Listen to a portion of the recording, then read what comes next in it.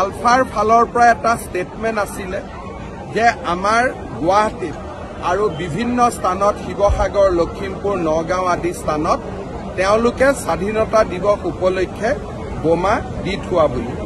কালি video' আছিল যে 6টাৰ পৰা 12টা বজাৰ ভিতৰত বোমা ফুটিব আজি কোৱা হ'ল যে কাৰিকৰী কাৰণত বোমা ফুটা নাই আৰু পুলিচে বোমাবিলাক উদ্ধাৰ কৰিব লাগে পুলিচে বোমা পাইছে বা নাই পোৱা সেই বিষয়ে আপোনালোকক পুলিচে ক'ব মই মাত্ৰ এটাই অনুৰোধ কৰিম যে টাটাই অসমত সেমিকণ্ডাক্টৰ ইণ্ডাষ্ট্ৰী আনিছে আৰু বহুত অসমলৈ বিনিয়োগ আহিব বহু বছৰৰ মূৰত অসমখনে অলপমান বিকাশ আৰু প্ৰগতিৰ মুখ দেখা পাইছে মই বোমা আছে নাই এই বিতৰ্কত নগৈ মই আলফাৰ সেনাধ্যক্ষ পৰেশ বৰুৱা ডাঙৰীয়াক অনুৰোধ কৰিম যাতে কোনো কাৰণতে আমি অসমত এনেকুৱা পৰিৱেশ সৃষ্টি কৰিব নালাগে যাতে বিনিয়োগৰ পৰিৱেশটো নোহোৱা হৈ যায় প্ৰায় 14 লাখ নিবনুৱা যুৱক যুৱতী আছে যদি উদ্যোগ নাহে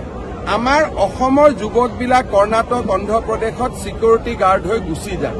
যদি অসমৰ যুৱকে অসমত নাথাকে কাক লৈ আমি অসমখনক উন্নত কৰিম বা স্বাধীন কৰিম তাৰটো কোনো অৰ্থই নাই সেইকাৰণে মই আশা কৰিম অসমত যাতে কোনো ধৰণে আমি কোনো ধৰণৰ বিনিয়োগকাৰীসকলে চিন্তা কৰিব পৰা বাহিৰত অসমৰ নাম কৰবাত চেকা লগা আমি যাতে কোনো কাম অসমত নকৰো আৰু সদায় আলাপ আলোচনাৰ মাজেৰে সমস্যাবোৰ সমাধান কৰিবৰ বাবে মই আগ্ৰহী আগতেও মই আলোচনাৰ কথা কৈছো আজিও মই দোহাৰিছো আৰু পৰেশ বৰুৱা ডাঙৰীয়াক বিনম্ৰতাৰে অনুৰোধ কৰিছো যাতে অসমত কোনো কাৰণতে আমি